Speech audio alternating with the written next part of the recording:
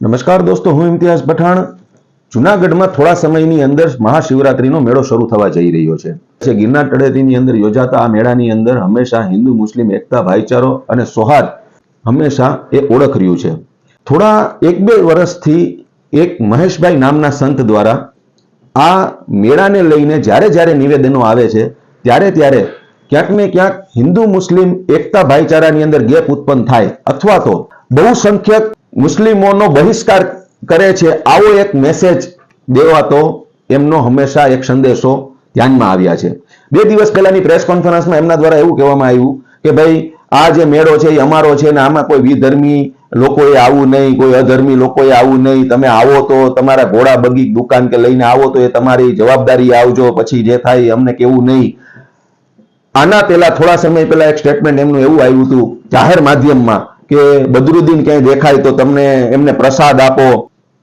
આ મહાશય શ્રીને મારે કહેવાનું છે કે આ મેળો કોઈની અંગત જાગીર નથી. અને તમે જો એવું માનતા હોય કે તમારી આ અંગત જાગીર છે તો તમને ખુલાસો કરી દઈએ કે આ લોકમેળો છે ને લોકમેળાની અંદર આની સરકારશ્રી તરફથી એક લોકમેળા સમિતિ હોય અને એના કલેક્ટર અધ્યક્ષ હોય. તમે તમારા મનની આ અંદર આવે એવા બેફામ નિવેદનો કરી અને શું કોમી વેમનીયત ફેલાવવા માંગો છો? 2 કોમની વચ્ચે વર્ગ વિગ્રહ થાય એવું ફેલાવવા માંગો છો? જૂનાગઢનો શિવરાત્રીનો મેળો હંમેશા શાંતિથી થયો છે. હંમેશા માટે આ મેળાની અંદર સૌહાર્દ, એકતા, ભાઈચારો અને વિરલ વિભૂતિઓના દર્શન કરી અને માણસો પોતાના જે દુઃખ દર્દ છે એને સમાવતા હોય છે.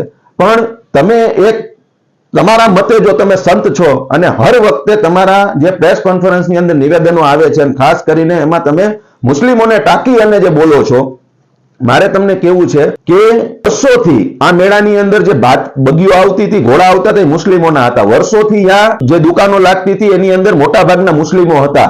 શહેરની અંદર જે મોટા ભાગની રિક્ષાઓ ચાલે છે, મુસ્લિમો જે મેળાની અંદર આવતી જે લોકો છે, પબ્લિક છે, એ જે એક શહેરથી બીજા શહેર પ્રવાસ કરે છે, 200 મોટા ભાગની મુસ્લિમ છે. અને તમે જે આક્ષેપ કરી રહ્યા છો કે વિધર્મી લોકો દ્વારા કાયદો વ્યવસ્થાની સ્થિતિ બગડે અને તંત્ર આનું ધ્યાન રાખે, તો એ તંત્રની અંદર પણ શું મુસ્લિમો કામ નથી કરતા? એ કાયદો વ્યવસ્થા જાળવે છે એની અંદર શું અધિકારીઓ કોઈ મુસ્લિમો નથી? તમે માત્ર ને માત્ર તમારું પોલિટિકલ વેટેજ વધારવા માટે આ પ્રકારના છેલ્લા 2-3 વર્ષથી તમારા જે આ નિવેદનો છે આ બંધ કરી દો મહેરબાની કરીને. કારણ કે જૂનાગઢ હંમેશા એકતા, ભાઈચારો, સૌહાર્દ અને હિન્દુ મુસ્લિમ એકબીજા સાથે મળીને હંમેશા અહીંની પબ્લિક જીવતી આવી છે. તમે આ છેલ્લા 2-3 વર્ષની અંદર તમારા જે નિવેદનો છે કે તમે તમારી જવાબદારીએ આવજો, પછી કઈ થાય તો અમને કહેતા નહીં, બદરુદ્દીન દેખાય તો એને પ્રસાદ આપજો, આની પહેલા પણ વિધર્મીઓને અહીંયા આવવું નહીં.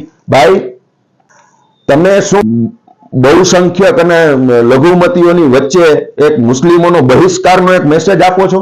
તમે શું આ ગર્ભિત ધમકી આપો છો? તમને તમારા જે શબ્દો છે શબ્દોની સાથે સાથે જે જવાબ છે હું આપું છું કે આ જૂનાગઢ કોઈ આણામાં લાવ્યું નથી કે કોઈની અંગત જાગીર નથી. આ વાત તમે યાદ રાખજો. આ શબ્દ મારે એટલા માટે ઉપયોગ કરવા પડ્યા છે કે વાણી સ્વતંત્રતાનો જે તમને અધિકાર મળ્યો છે એ જ અમને મળ્યો છે. એટલે એક સંતના મોઢે શોભે એ પ્રકારના તમારા વાણી વર્તન હોવા જોઈએ, એ પ્રકારનું તમારું સ્ટેટમેન્ટ હોવું જોઈએ. મેળો છે એ સનાતન ધર્મનો છે તો સનાતન ધર્મને આદરમાન સન્માન છે અમારું ભાઈ. અને સનાતન ધર્મની અંદર ને આ મેળો છે ને સંતને તો સર્વ ધર્મ સમભાવ હોવું જોઈએ. એની તો જે વાત હોય કે જે વાણી હોય એ સાંભળીને પણ કોઈ એવા લોકો છે કે જે ધર્મને નથી માનતા, એ લોકો પણ માનતા થઈ જાય. પણ તમે તો તમારા પોતાના એટલા બધા પ્રશ્નો છે કે જેનાથી લોકો વાકેફ છે, જેનાથી મીડિયા વાકેફ છે, જેનાથી તમે પોતે એટલા બધા ગૂંચવાયેલા છો કે તમે તમારું ઠીકરું એ બીજી બાબતોમાં ફોડોમાં તમે તમારો જે પ્રશ્ન છે, તમારા જે વિવાદો છે એની અંદર રહ્યો. અને રહી વાત બીજી, હિન્દુ અને મુસ્લિમ જૂનાગઢની અંદર બહુ શાંતિ, સુખે અને સલામતી સાથે બહુ આરામથી વર્ષોથી જીવે છે. અને આ મેળો આજકાલ તમે આવ્યા પછી નથી થતો, બહુ વર્ષોથી આદિકાળથી તળેટીની અંદર યોજાતો આવ્યો છે. અને એની અંદર ક્યારેય પણ કોઈ એવી ઘટના નથી ઘટી કે જે ઘટના માટે શર્મસાર અનુભવવું પડે. તમામ બાબતોની અંદર હિન્દુ અને મુસ્લિમ બંને એકતા ભાઈચારાથી જોડાયેલા છે, ધંધાઓની અંદર જોડાયેલા છે. તમે જે આ બહિષ્કારની અને આ જે ગર્ભિત ધમકીની વાત કરો છો આ બંધ કરી દો અને મહેરબાની કરીને જે કાંઈ પણ નિવેદનો આપો એ માફમાં રહીને આપો. કારણ કે એ સામાન્ય પ્રજા જે છે એના માનસની અંદર એક મેસેજ જાય છે અને એ મેસેજ છે એ આગળ જતા એની ખરાબ અસરો સમાજ માથે પડી શકે છે. તંત્રને પણ મારી વિનંતી છે કે ભાઈ હુ આર યુ, આ માણસ કોણ છે? આ જ્યારે હોય ત્યારે આ પ્રેસ કોન્ફરન્સ કરી અને મન પડે એવા સ્ટેટમેન્ટો આપે છે, આની ઉપર કેમ તમે એક્શન લેતા નથી? બીજી એક વસ્તુ એ છે કે આ જે મેળો થાય છે, તંત્રની જવાબદારી છે, કલેક્ટર શ્રી એના અધ્યક્ષ છે, સરકાર તરફેથી એના જે કંઈ પણ નિર્ણયો લેવાના હોય એ લેવાય, કોણ આવે કોણ ન આવે, અને તમે ત્યાં બેસી અને ટીવીમાં કે મીડિયાની અંદર બોલી દો કે ભાઈ અહીંયા તો આવું નહીં, તમારી જવાબદારી આવું, એટલે તમે કોઈ ખેરખા છો? તમે તમારા નામે છે ગિરનાર? ત્યાં આવું નથી અમારે. પણ તમે જે આ બીજા તળેટીની બહાર જે લોકો ધંધો કરી રહ્યા છે, નાના માણસો જે રિક્ષાઓ ચલાવી રહ્યા છે, જે ફ્રૂટ વેચી રહ્યા છે, જે બહારથી આવતી પબ્લિક માટે વ્યવસ્થાઓ કરે છે, આ બધા લોકોને ક્યાંક ને ક્યાંક આ તમારા નિવેદનથી એકબીજાની વચ્ચે એક ગેપ ઉત્પન્ન થાય છે, ખાઈ ઉત્પન્ન થાય છે. તમે જો એક સંત છો અને જો તમે ખરેખર તમારામાં સંતપણું હોય તો ખરેખર તમારી વિચાર અને તમારું સ્ટેન્ડ એ સર્વ ધર્મ સંભાવ હોય, તમામ ધર્મનું આદરમાન સન્માન જાળવવું એ તમામ સંતોની જવાબદારી છે, તમામ પીરો ફકીરોની જવાબદારી છે.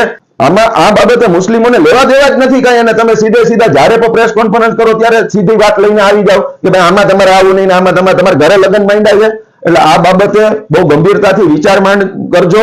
અને ખાસ કરીને સોરઠની અંદર અને જુનાગઢની અંદર અત્યાર સુધીમાં ક્યારેય પણ હિન્દુ મુસ્લિમની બાબતો આવી નથી. બહુ શાંતિથી લોકો રહે છે ને એને રહેવા દેજો મહેરબાની કરીને. આપને મારી વિનંતી સાથે આપને આ મેસેજ છે. આ જ વાત સાથે આપના ભાઈનું સલામ.